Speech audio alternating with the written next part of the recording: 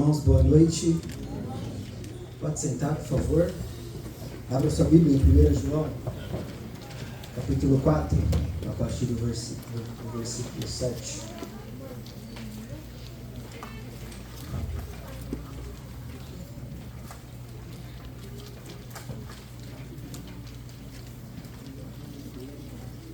Ou acompanhe o seu boletim.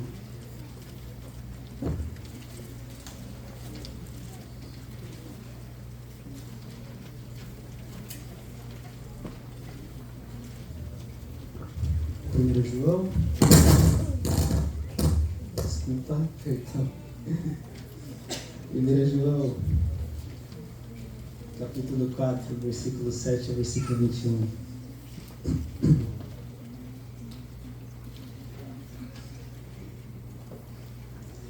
Diz assim o texto: Amados, amemo-nos uns aos outros, porque o amor procede de Deus, e todo aquele que ama é nascido de Deus e conhece a Deus.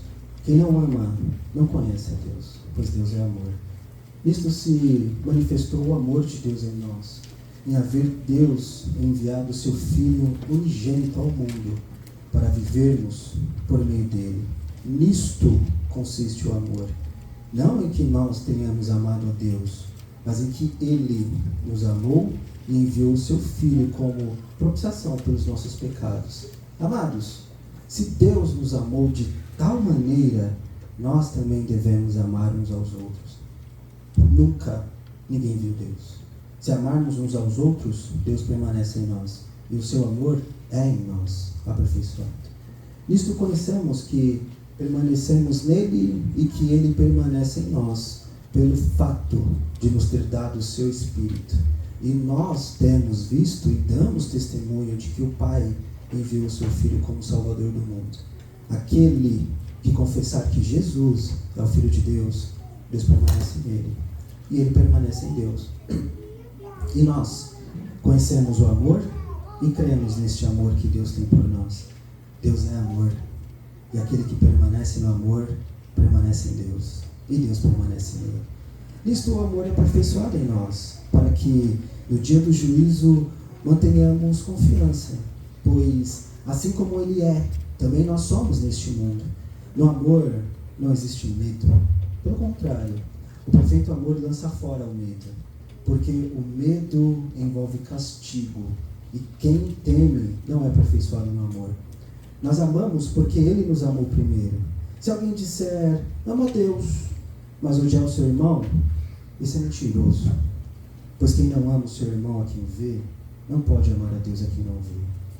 E o mandamento que dele temos é este: quem ama a Deus, que também ama o seu irmão. Abaixe sua cabeça e feche seus olhos. Pai, te agradecemos por estarmos juntos em comunidade. Pedimos ao Senhor que comunique verdades aos nossos corações. Somos tuas ovelhas, Pai.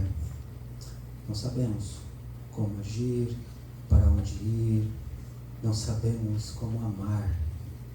Portanto, nos ensine a amar, nos ensine a agir no meio dos nossos irmãos. Mas, portanto, fale, Pai.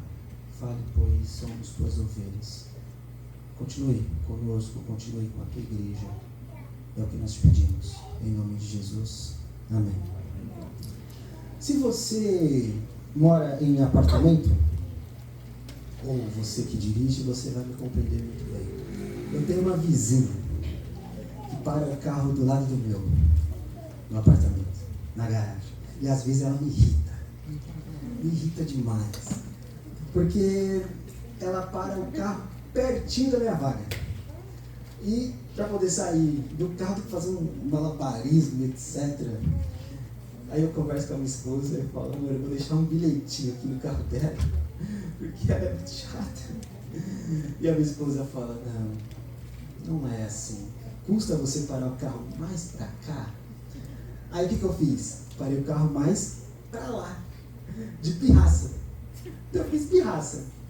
Parei o carro mais pra lá e ela parava o carro mais pra cá. Pra ver, era briga de braço. Alguém vai ter que ceder isso aí. até o momento que eu comecei a analisar esse texto. E Deus me ensinou que eu era um pouco imaturo. Porque na semana passada nós aprendemos com o Sandro sobre uma parte teológica do texto. Mas agora João ele começa a ensinar a sua igreja sobre a importância de amar uns aos outros. A importância de que este amor precisa fazer parte do nosso ambiente social. E esse texto ele mexeu muito comigo porque o que estava entre eu e a minha vizinha era a vaga de um carro. Eu não sei se ela é cristã, mas eu sou cristão. Então, se eu sou cristão, eu tenho que mostrar maturidade, mesmo em uma vaga de um carro. E Deus, ele me bateu. E minha esposa fala muito que o santo profeta em casa não faz milagre, né? E de fato, até eu analisar esse texto, e Deus, ele disse, expresse o amor em mim, que você tem por mim, se realmente você diz que me ama, com a sua vizinha. Mostre que você ama o seu próximo em cada detalhe do seu cotidiano, no seu trabalho, na escola, na sua casa, no shopping. Porque não dá raiva quando você para a vaga e a pessoa ela vira o seu retrovisor e não dela. Não é?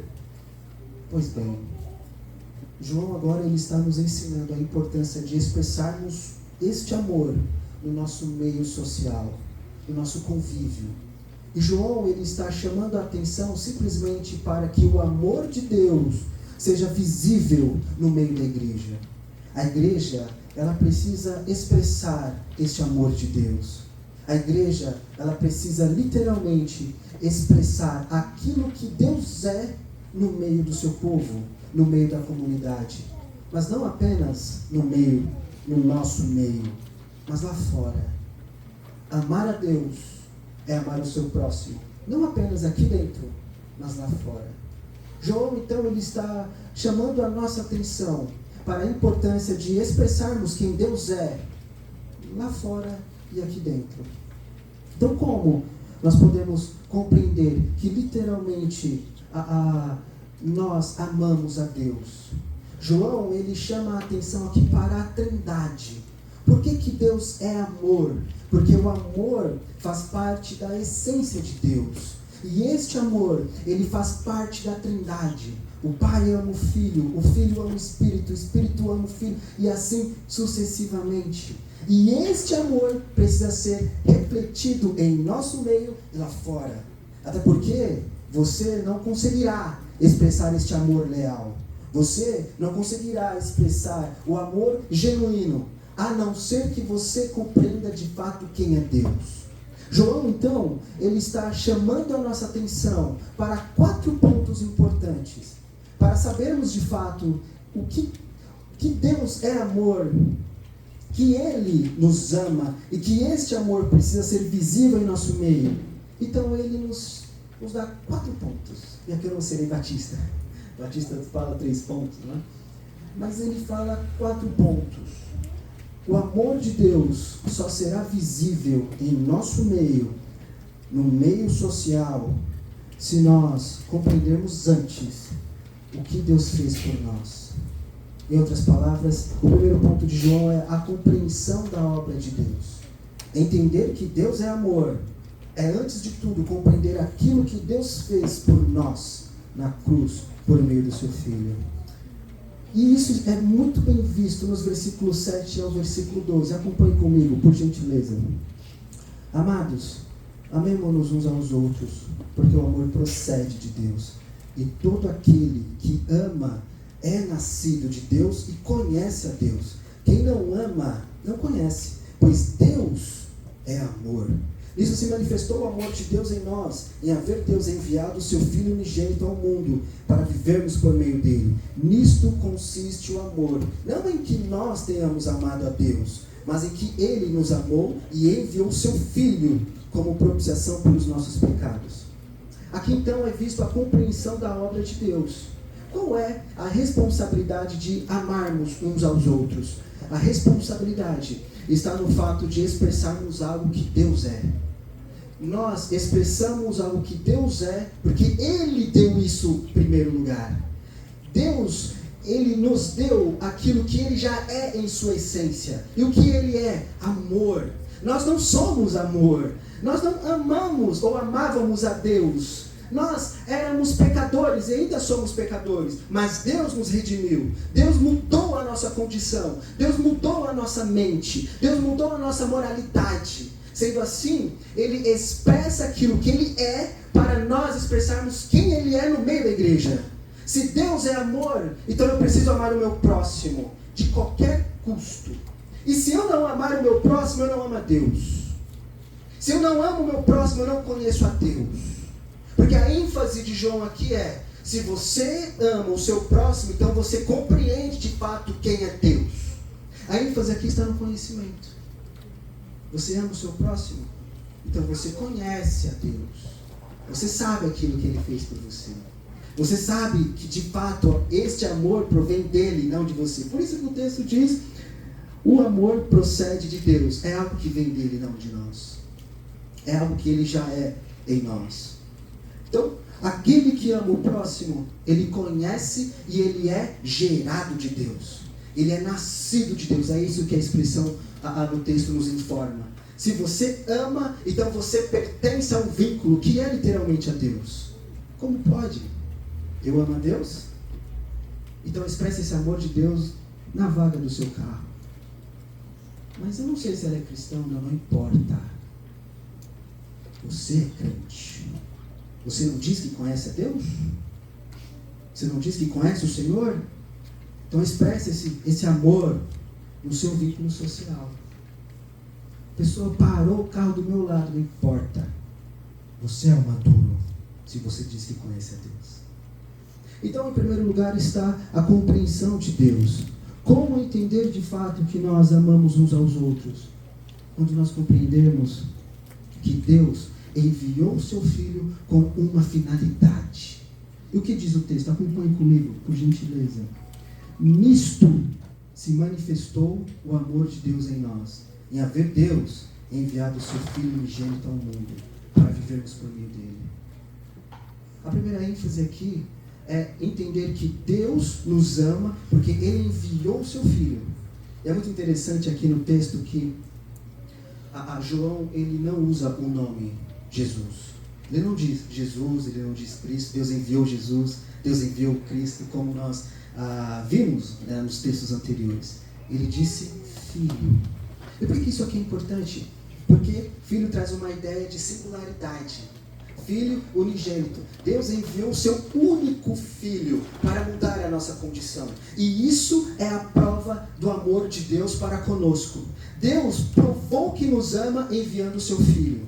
Deus provou que nos ama conduzindo o seu Filho até a cruz e morte de cruz, morrendo por nós, morrendo pela sua igreja. Então, se de fato nós falamos que amamos a Deus, é porque nós compreendemos aquilo que Deus fez na cruz por nós. E se nós de fato amamos a Deus, então precisamos expressar esse amor em nosso vínculo. Pois amar a Deus aqui é muito fácil. Mas expressar o amor de Deus na vaga do carro é difícil, não é mesmo? Expressar o amor de Deus no trânsito é difícil, não é mesmo? Expressar o amor de Deus no nosso trabalho é difícil, não é mesmo?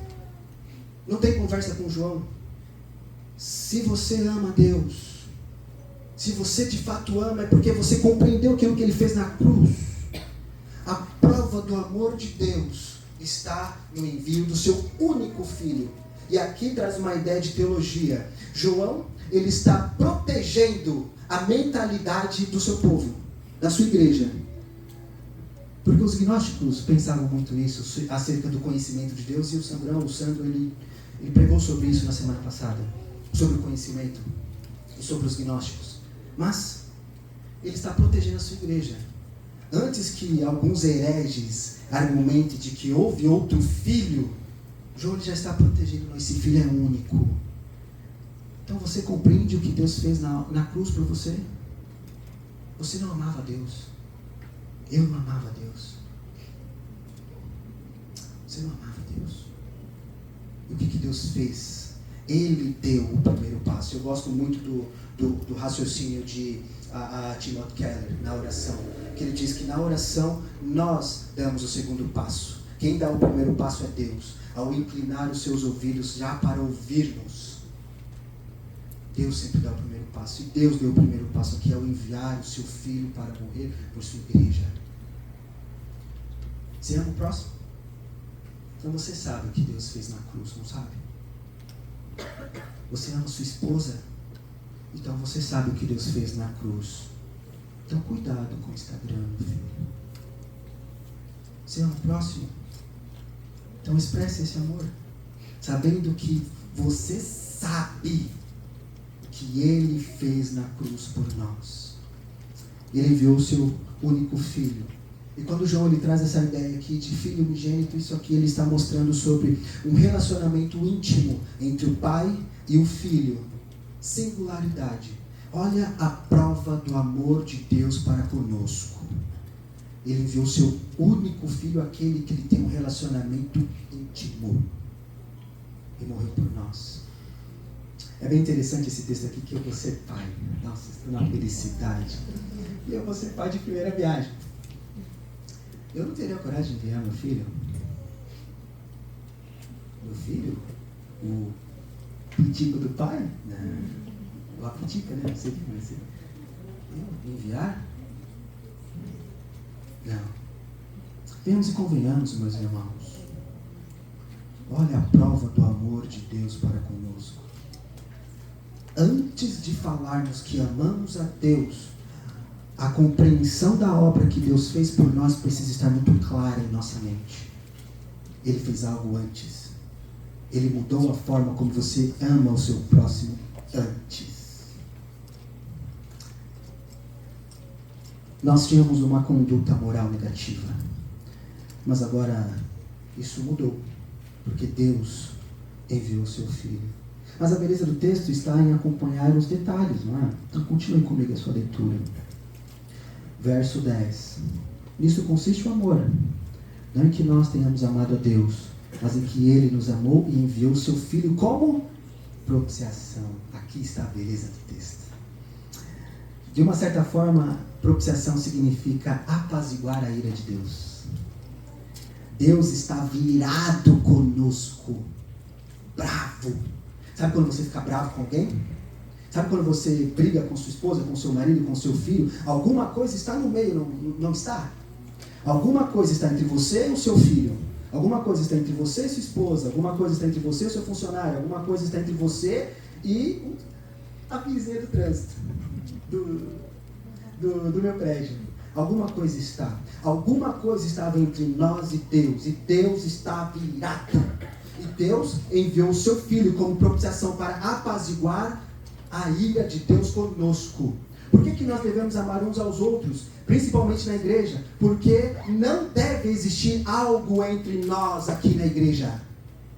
Não deve existir algo entre nós e outra pessoa. Pois Deus apaziguou a ira dele por nós em Cristo Jesus ao enviar o seu Filho para morrer por nós, sua igreja. Apaziguar a ira dele. Você compreende o que Deus fez na cruz? Então ame o seu próximo. Não deve existir alguma coisa entre nós. Não deve existir algo entre você e sua esposa, entre você e o seu filho. Não deve. Mas, poxa, onde parece meio romântico. Isso não, meu querido. Não é romântico. É a verdade. Se você ou outra pessoa não tem problema, mas qual é a compreensão que você tem de Deus? Você não entendeu o que Deus fez na cruz? Você brigou com a sua esposa? Hoje não pode ter nada entre você e ela. Brigou com o seu filho? Não pode ter nada entre você e ele. Compreender a obra de Deus é compreender que Ele apaziguou algo. Eu gosto de fazer isso muito com os meus alunos, às vezes, né? Porque senão o aluno, você sabe, aluno é aluno. E o aluno às vezes não faz o trabalho. Eu fiz isso no seminário com adulto. Poxa, professor, não fiz o trabalho. Dá uma colher de chá. Eu falei, o que é graça? É a favor imerecido. Você não merece isso. Mas eu vou te dar uma segunda chance. Você não merece. Nós não merecíamos isso. Nós não merecíamos isso. Converse com a pessoa mais próxima. Ela vai pontuar, ou ele vai pontuar vários defeitos seus. Vários. A prova do amor de Deus por nós é o seu filho. E a prova do seu amor com o seu próximo é o quê? Não deve ser chocolatinho, flores. Deve ser postura. Deve ser compreensão.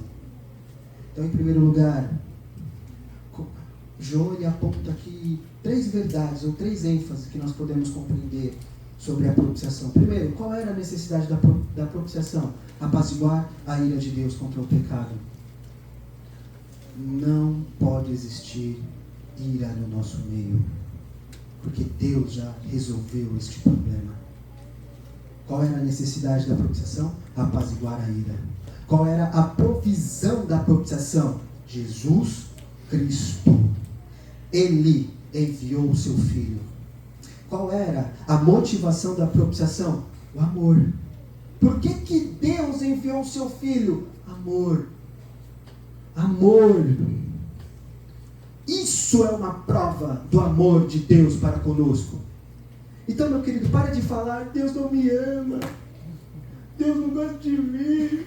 Deus. Falar isso é olhar para Deus, olhar para a cruz e dizer, Jesus não valeu de nada. Quer saber se Deus te ama? Olha para a cruz.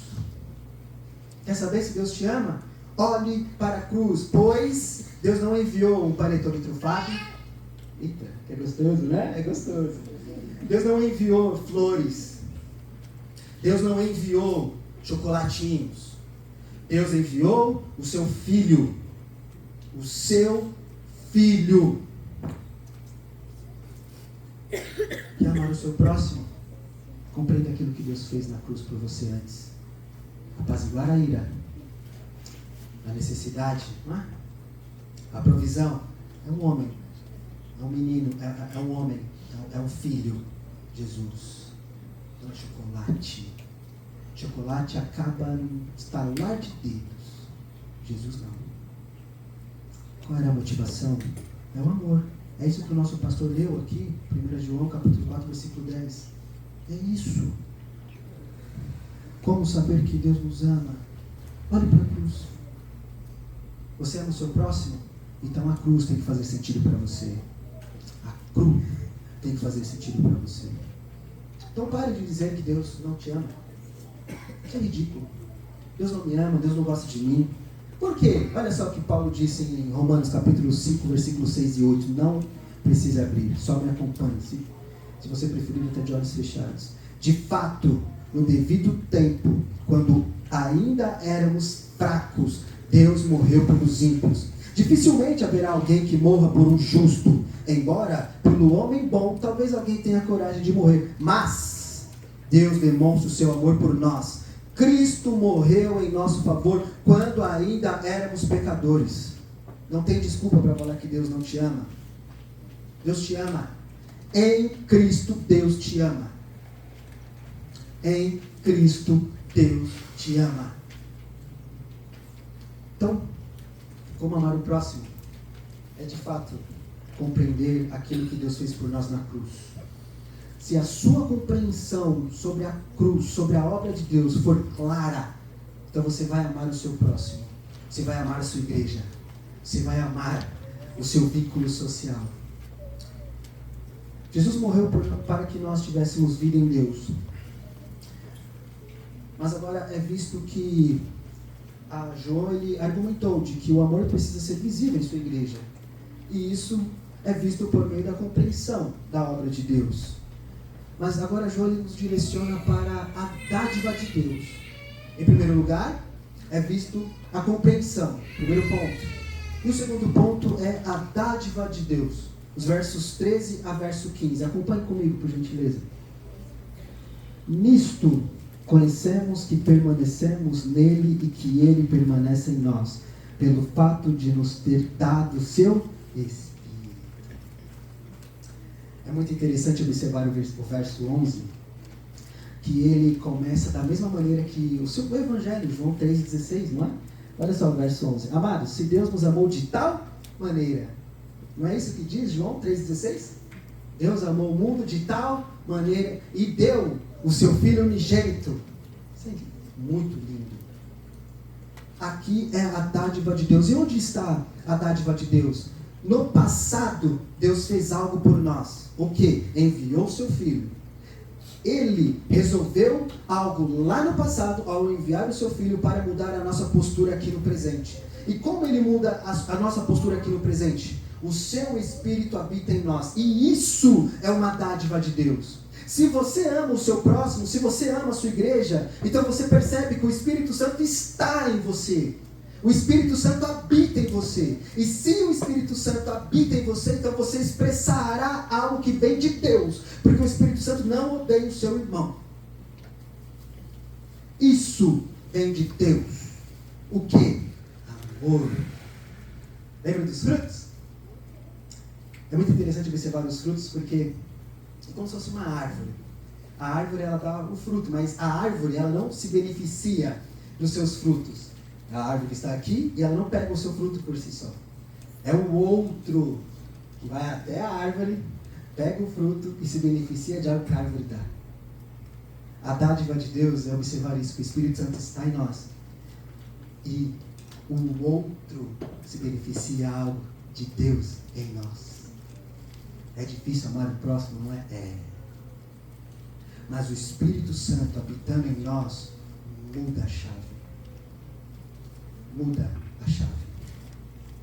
Deus nos amou ao ponto de enviar o seu Filho. E aqui está o vínculo da Trindade. Ele começa, a partir do verso 7, a falar de Deus, que é o Pai. Logo em seguida ele fala a quem Deus enviou, que é o seu Filho. E um pouquinho mais à frente ele fala do Espírito, o vínculo da Trindade. Na Trindade tem um amor leal. Se esse amor está na Trindade, então este amor é possível ser visto em nosso meio. Como? Ele não deixa nós sozinhos, ele envia o seu Espírito para habitar em nós cristãos, crentes, não ímpios, crentes. Nós conseguimos amar o próximo porque o Espírito Santo está em nós, está agindo na sua igreja, está agindo em nossas vidas, no nosso trabalho, na nossa casa, e seja lá onde for, o Espírito Santo está em nós. Não tem conversa para dizer que não ama o próximo. Porque o Espírito muda a forma como você se relaciona com o próximo. Observe que Deus deu o seu Filho. Deus enviou o seu Filho. O Filho deu a sua própria vida. E depois, ele enviou o Espírito. Isso é dádiva. É uma dádiva o Espírito habitar em nós. Antes, a presença de Deus habitava no templo. E ninguém podia entrar lá, a não ser o sumo sacerdote uma vez ao ano. Agora, o Espírito Santo habita em nós. Essa carne fraca, essa carne quebrada. O Espírito Santo habita em você. O Espírito Santo habita em sua igreja. E por causa disso é possível amar uns aos outros. Mas é visto que João ele enfatizou a compreensão, ele enfatizou a dádiva, mas agora ele vai enfatizar a maturidade cristã. Aí talvez vocês estejam pensando, Andy, tá, ok, mas como eu vou amar aquele que errou comigo? Como eu vou amar aquele que cometeu um erro comigo? Se eu estou certo, como eu vou demonstrar esse amor com o próximo que errou comigo? É difícil perdoar, Vande. É fácil falar, mas é difícil com alguém que me magoou, alguém que me traiu, alguém que falou palavras injustas ao meu respeito. Como eu vou expressar o amor de Deus com este indivíduo aí, que se diz que é crente? Como eu vou fazer isso? Aí João nos ensina. Maturidade cristã. Acompanhe comigo os versículos 16 a 18, por gentileza. E nós conhecemos o amor e cremos neste amor que Deus tem por nós. Deus é amor. E aquele que permanece no amor, permanece em Deus. E Deus permanece nele. Nisto o amor é aperfeiçoado. Essa ideia de aperfeiçoado aqui é maturidade. João, ele está dizendo que o amor, ele é aperfeiçoado. E a expressão grega que é muito interessante porque é algo contínuo. É uma obra completa no passado que tem resultados contínuos no hoje eternamente. Aperfeiçoado. Ontem, hoje e eternamente. Eu gosto muito de dizer esse exemplo aos meus alunos quando eu leciono grego. É como se eu falasse a minha esposa ontem, né? Passado. Eu disse que amo minha esposa. Este amor passado tem as suas consequências no presente e durará eternamente. Então eu amo ela ontem, hoje, vou continuar a amar ela porque eu amo ela. Então, essa é a ênfase aqui de João. O aperfeiçoamento. Este amor, ele aconteceu de uma forma completa lá atrás.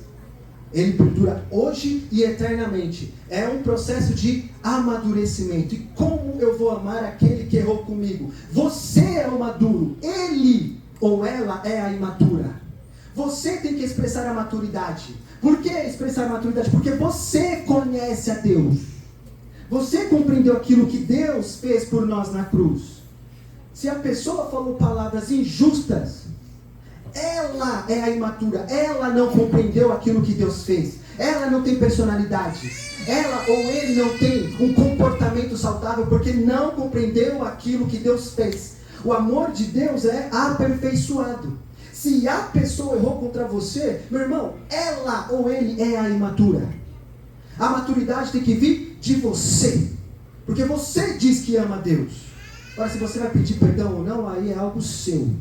Mas a maturidade tem que vir de você.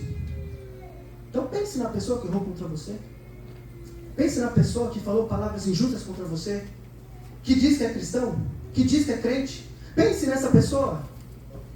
A maturidade tem que vir de você, porque você conhece a Deus. Se você conhece a Deus, então você permanece em Deus e Deus permanece em você. E o imaturo, ele está em processo. É um menino. É um menino. É uma menina que brinca. Você, eu, devemos expressar a maturidade. João, então, ele nos chama para esse processo. Conhecer a Deus influenciará a forma como nós nos relacionamos. A pessoa errou, meu querido. Tenha isso. Ela ou ele é imatura, não tem uma certa experiência. Foi interessante uma conversa que eu tive com o Almer para fazer entrevista para entrar na Trinitas. E ele é o meu chefe, né? O divino. E ele falou assim, Vande, eu achei muito interessante isso que ele disse. Ele falou assim, Vande, você vai trabalhar à tarde. Porque ele falou assim, vamos falar o português, claro. Você não tem uma experiência igual o professor da manhã. Tem 10 anos ensinando. Ele está mentindo? Não. Percebem como é bonito você perceber que você está em processo. O amor de Deus, ele parte quando nós reconhecemos que nós estamos em processo, assim como o outro está em processo. Não seja menino, não seja menina, seja maduro em Cristo. Não pague o mal com o mal. O amor de Deus é aperfeiçoado em nós. E o amor dele permanece em nós e nós permanecemos nele. Não seja imaturo. Por isso que esse texto bateu comigo, em mim, na vaga do carro. Eu era imaturo, brigando por causa de uma vaga de um carro. Os casais brigam por causa de uma toalha na cama. Não é? Percebe? Uma toalha, uma vaga, um chocolate, isso, aquilo. Nós não brigamos por causa da cruz, brigamos? Não, você não ama a cruz, eu amo mais que você. Não tem isso. Não tem isso. Perceba que o processo de maturidade é como se fosse uma fruta. É ruim comer uma fruta madura, verde, não é? A não ser a manga verde com sal, é uma delícia. Não sei se vocês já comeram. É gostoso, né? Nossa, manga verde com sal. Você gosta, né, Cassiano? É, Cacique. Manga verde com sal é delícia. É gostoso. Mas quando você pega uma fruta madura, aquela banana, aquela manga palmer, ultimamente manga tá cara, né? Mas manga, aquela fruta madura, gostosa, ela dá uma saciedade tão boa. Nós somos isso. Um crente maduro, ele traz uma boa influência em nosso vínculo, em nosso meio. Porque nós somos o maduro. E o indivíduo é o imaturo. É um menino. E Paulo ele argumenta muito isso, não tirando o texto fora de contexto, mas quando era menino, agia como menino. Agora eu sou homem. Homem age como homem. Homem age como homem. Menino continuará como menino. Menina continuará como menina. João ele está nos alertando sobre o processo de maturidade, de aperfeiçoamento. É difícil amar o próximo? É difícil. Mas perceba que a maturidade tem que vir de você. É igual, você daqui tem professores. Então, é como na sala de aula. Sempre quando eu entro na sala de aula, eu tenho essa frase muito nítida no meu coração. Tem que ter um adulto na sala de aula. E esse adulto tem que ser o professor. Não espere a maturidade de uma criança de 10, 11 anos de idade. Você tem que ser maduro. É isso que eu faço com os mais velhos no seminário teológico. Tem pessoas mais velhas do que eu. Mas tem que ter um adulto. E este adulto tem que ser no mínimo professor. Eu vou errar. Você vai errar. Nós vamos agir com imaturidade. Que bom. Porque é o processo aperfeiçoamento. Se você vai pedir perdão ou não, eu não sei. Mas entenda que o perdão ofende o próximo. Porque o perdão de Deus nos ofendeu na cruz. O perdão de Deus mudou o nosso status. Esse é o fim. Então é visto que João ele continua a nos dar informações sobre no amor não existe o medo, não é? Observe a continuidade do texto, no versículo 18. No amor não existe medo. Pelo contrário, o perfeito amor lança fora o medo. E é interessante aqui que essa ideia de medo, na expressão grega aqui, ela traz uma ideia de antecipação da dor. É como se fosse um susto. Então, recentemente, eu estava de carro com a minha esposa, era noite, era meia-noite, e eu parei no farol vermelho, isso era meia-noite. Aí começou a aproximar uma pessoa, minha esposa levou um susto e eu também levei um susto. Então, basicamente essa a ideia. Sabe quando você leva um susto? Só que a ênfase do texto aqui não é como se fosse um susto. A ideia aqui é um crente maduro, ele percebe que o amor está sendo aperfeiçoado e ele não tem culpa na mente com o próximo. Se você tem alguma culpa em relação ao próximo, resolva. Sabe quando você erra, e a culpa fica, poxa. Sabe, nós casados é interessante, quando a esposa vem falar alguma coisa conosco, aí fica pensando, o que eu fiz? A mente não fica assim? É uma culpa, que raio que eu fiz? O amor de Deus, ao ser aperfeiçoado em nós, faz um cristão maduro, e entende que o medo, que o amor expulsa o medo, não tem uma culpa na mente acerca do próximo, e acerca do dia do juízo. É isso que o texto diz. Então, esse aperfeiçoamento diz que o amor fica em nós. E ao ficar em nós, fica algo permanente até a volta de Cristo. E quando Cristo voltar, nós não teremos a mente dividida. Nós não ficaremos com vergonha, com medo. Será que eu vou subir ou será que eu vou descer? Sabe? Se o crente tem essa percepção, meu querido, tem alguma coisa de errado com a sua fé, com a sua compreensão de Deus. Será que eu vou ou será que eu desço de tobogã direto? Mas não! Se você ama a Deus e está nele, ele está em você, e o amor expulsa o medo, no convívio social e também no dia do juízo. Se ele voltar hoje, o que você vai fazer? Não, peraí, Senhor. Calma aí, deixa eu... Não, se ele voltar hoje, agora, se as trombetas tocam, ele desce, todos os joelhos se dobram, o que você vai fazer? Eu não sei, Senhor, se eu vou, se eu devo. Não! O amor expulsa o medo no convívio social e o medo do dia do juízo. Maturidade cristã. Estamos em processo, aperfeiçoamento. Ame o próximo, como Deus te amou. Mas é difícil, não é? Perdoar? É difícil amar aquele que fez algo horrível. Não é? Durante a preparação desse texto, me incomodou bastante. Porque quando chegou na análise desses versículos aqui, bate. Deus, como que eu vou amar um fulano ou a fulana que fez isso comigo, que fez isso? Porque nós fizemos isso contra Deus. Deus, mas não faria. Foi uma briga com Deus durante essa semana. Foi uma briga, literalmente. Deus, eu não vou falar isso. Ah, você vai. Você é meu servo. A palavra é minha, não sua. O amor é meu, não seu. Não é você que dita as regras do amor. É a Bíblia que dita as regras do amor. Deus, Ele está nos ensinando a ser maduro. A ser um crente maduro. A maturidade não se faz pela idade. É por isso que Paulo ele diz a Timóteo: ninguém o despreze pelo fato de ser jovem, mas seja um exemplo no procedimento, na conduta, na palavra, na fé, no amor. Não é isso que Paulo diz? Só que Timóteo provavelmente tem os seus 30 a 35 anos de idade. E um pastor, ele tinha que ser um bispo, um ancião, no sentido um pouco mais velho, porque tem uma certa experiência. E Timóteo estava com medo. Como que eu vou ser um pastor no meio desse povo experiente, Paulo? Eu estou com medo. Aí Paulo ele escreve este versículo para dizer: Timóteo, não é a idade que faz a maturidade, é o seu comportamento. Você tem que ser o exemplo no procedimento, na conduta, na fé e no amor. Se eles virem isso em você, Timóteo, então eles vão perceber que você está adequado para o pastoreio.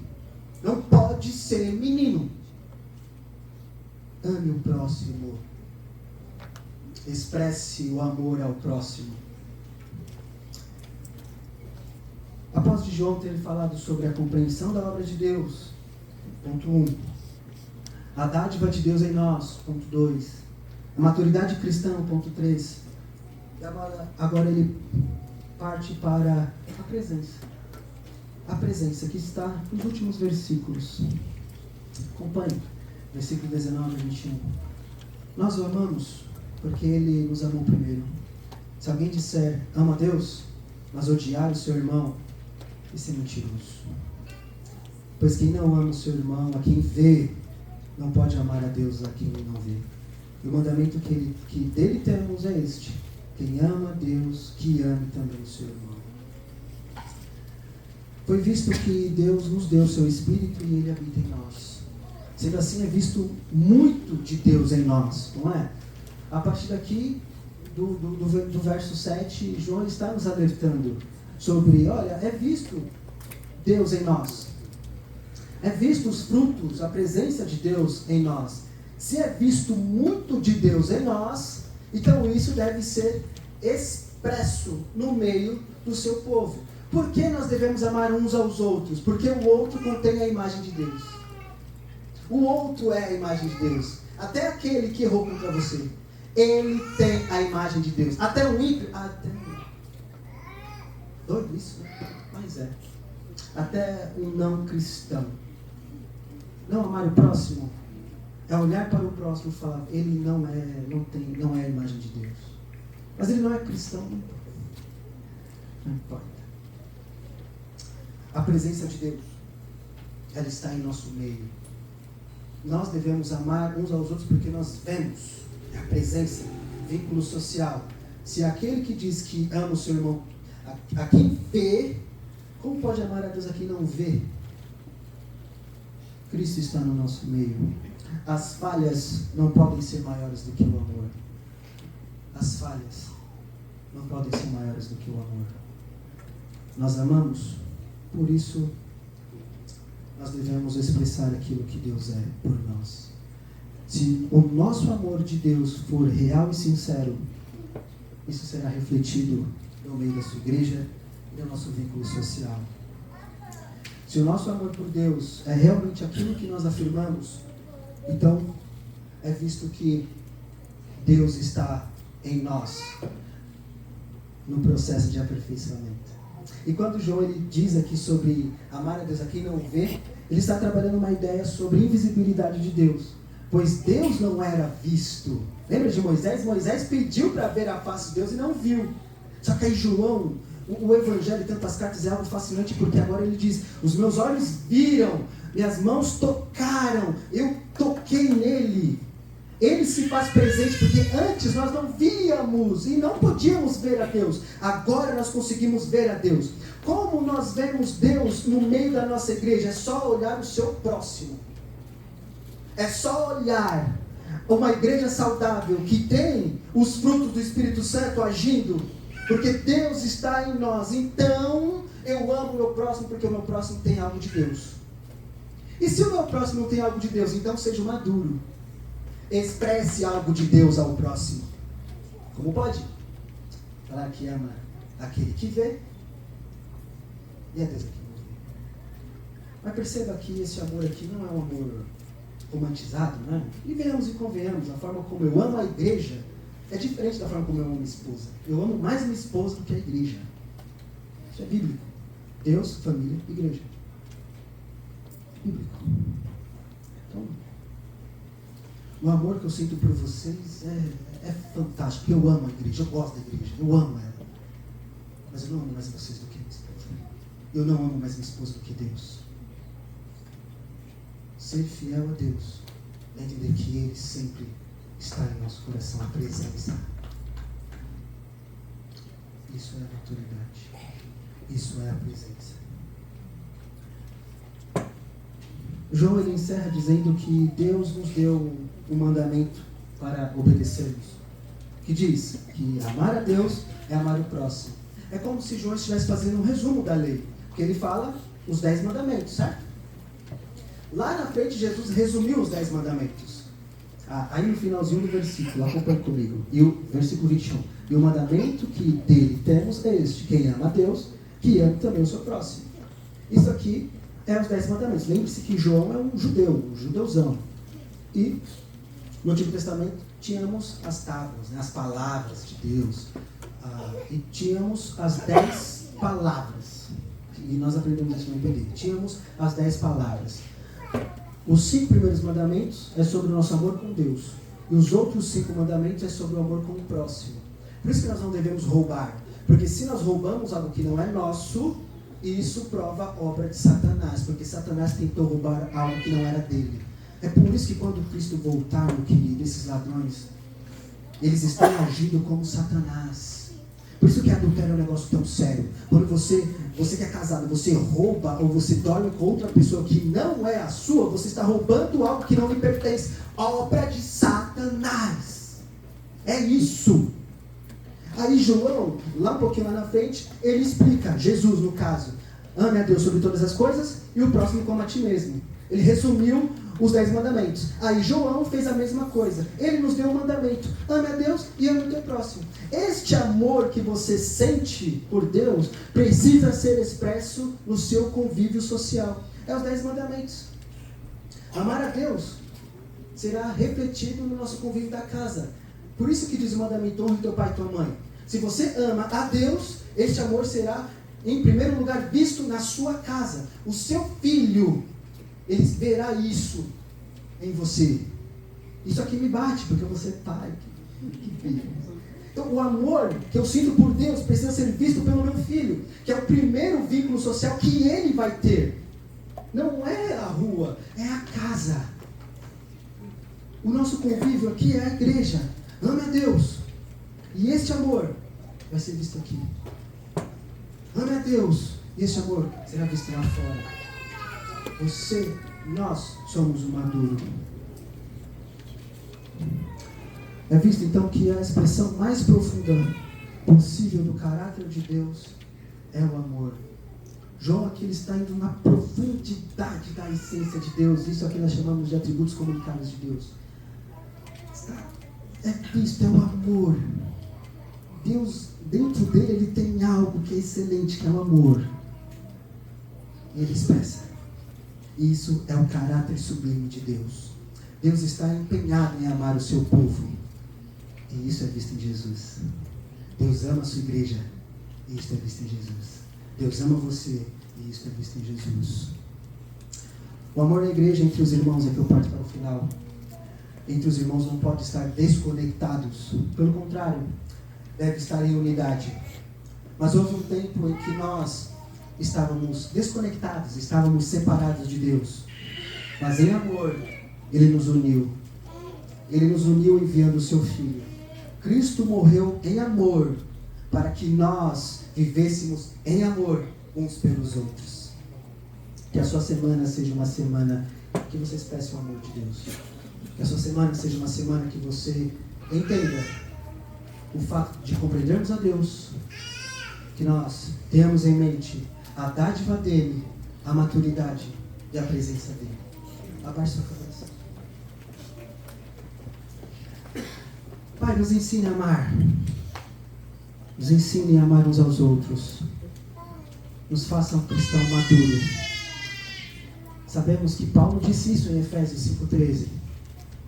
Que conhecer o Filho de Deus é a prova da maturidade. Ser maduro é conhecer o seu Filho, é ter uma compreensão clara sobre quem o Senhor é.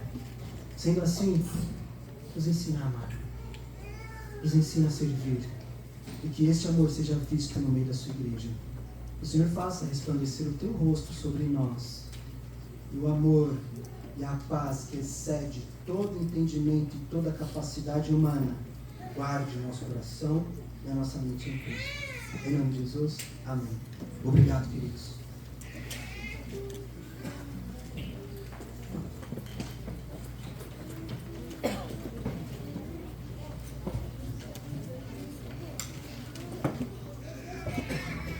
Vamos colocar em pé mais uma vez?